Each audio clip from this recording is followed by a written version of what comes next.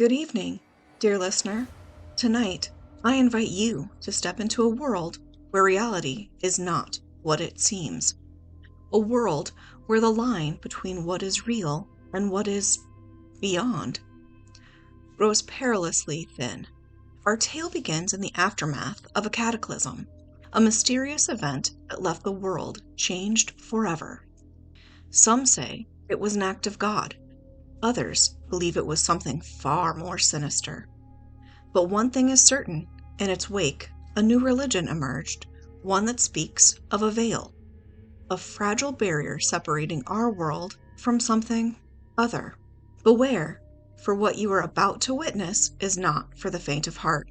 The Church of the Shattered Veil is not like other religions. Their beliefs are unsettling, their rituals unnerving, and their eyes, oh, their eyes. They glow with a light that seems to pierce the very fabric of your soul. So, settle in if you dare. But remember, once the veil begins to thin, there is no turning back. Let us begin. The cataclysm came without warning. One day, the sky was blue, the air was clear, and life was ordinary. The next, the world was plunged into chaos. It wasn't a nuclear war, nor was it a natural disaster. It was something far stranger. The sky turned a deep, unnatural violet, and for 3 days, the sun refused to rise. People reported hearing whispers in the wind, voices that didn't belong to anyone they knew. Some claimed to see shadows moving in the corners of their vision, shadows that didn't match the light. And then, just as suddenly as it began, it was over. The sun returned, the sky cleared, and life went on. Or so it seemed. But something had changed. The world felt thinner, as if the fabric of reality had been stretched too far. And in the wake of the cataclysm, a new religion began to spread. They called themselves the Church of the Shattered Veil. I first heard about them from a coworker, Sarah. She was always the skeptical type, the kind of person who rolled her eyes at conspiracy theories and ghost stories. But when she mentioned the church, her voice was different, quieter, more hesitant. They've been showing up all over town, she said, stirring her coffee absently. They wear these robes, I guess, but they're not like any robes I've ever seen. They're patchwork, like they're made from scraps of different fabrics, and their eyes. God, their eyes. They're too bright, like they're lit from within. I laughed it off at first. Sounds like a cult, I said. Probably just some weirdos trying to freak people out. Sarah didn't laugh. Maybe, she said, but there's something off about them. They don't preach on street corners or hand out pamphlets. They just watch.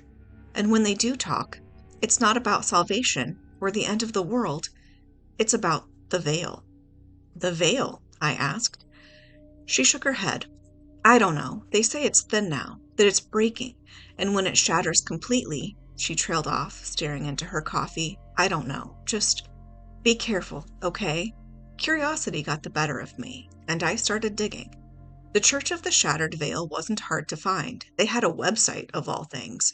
It was sparse, just a black background with white text and a single image, a cracked mirror, its shards reflecting something indistinct and unsettling. Their beliefs were outlined in a series of cryptic statements. The veil is thin. The Church teaches that reality is a fragile construct, a veil separating our world from what lies beyond. The cataclysm weakened the veil, and it continues to deteriorate. The other side. Beyond the veil lies a realm of infinite possibilities, a place where the laws of physics and morality do not apply. The Church believes that this realm is the true reality and our world is merely a shadow. The Shattering. The Church predicts an event called the Shattering, when the veil will collapse entirely. They believe this will be a moment of transcendence, when the chosen will ascend to the other side. The Watchers.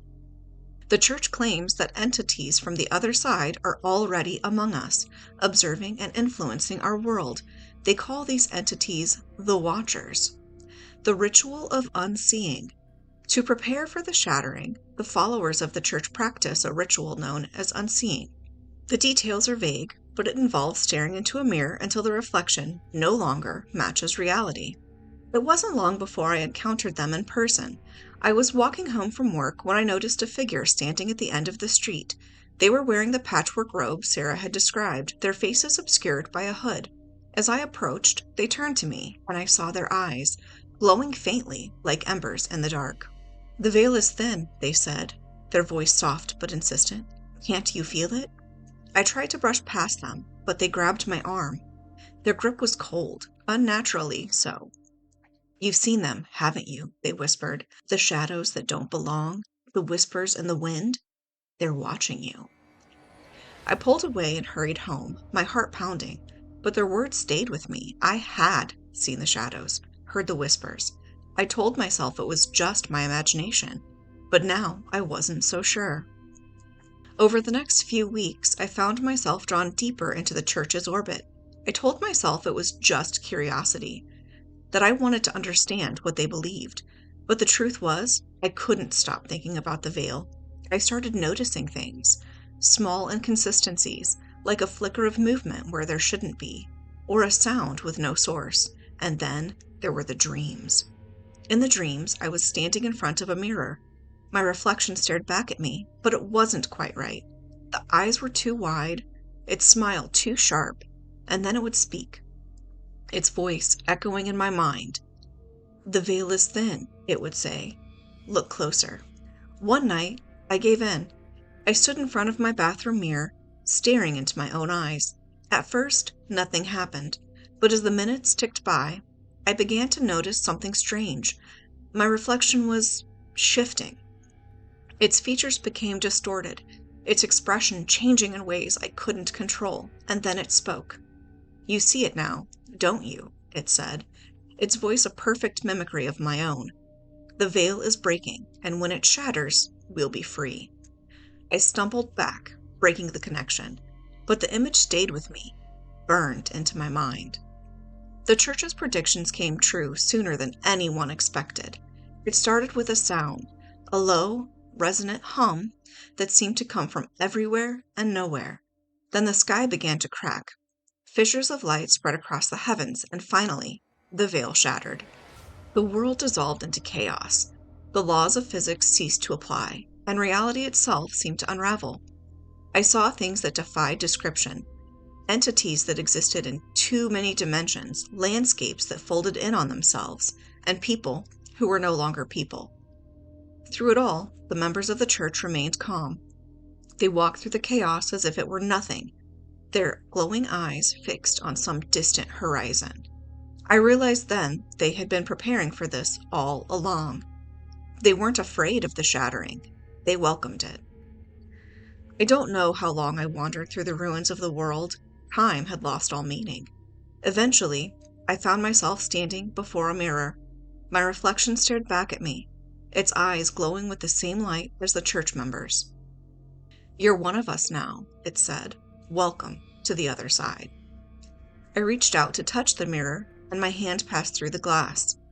On the other side, I saw a world of infinite possibilities, a place where the veil had never existed. As I stepped through, I realized the church had been right all along. The veil was never meant to hold. Sometimes, I think about the world I left behind. I wonder if anyone survived, if anyone managed to hold on to their sanity. But those thoughts are fleeting. The other side is vast and beautiful, and there's so much to explore. Still, I can't shake the feeling that I'm being watched. The shadows here are different, more alive. And when I look into the mirrors, I see things moving in the reflections. Things that aren't me. The veil may be gone, but the watchers remain, and they're always watching. And so, dear listener, we come to the end of our tale, or is it merely the beginning? The Church of the Shattered Veil may have been right about the veil, but one wonders, what lies beyond the other side?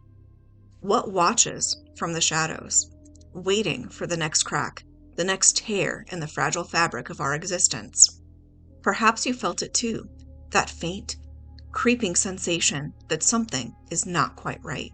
A flicker of movement in the corner of your eye, a whisper in the wind that you cannot quite place.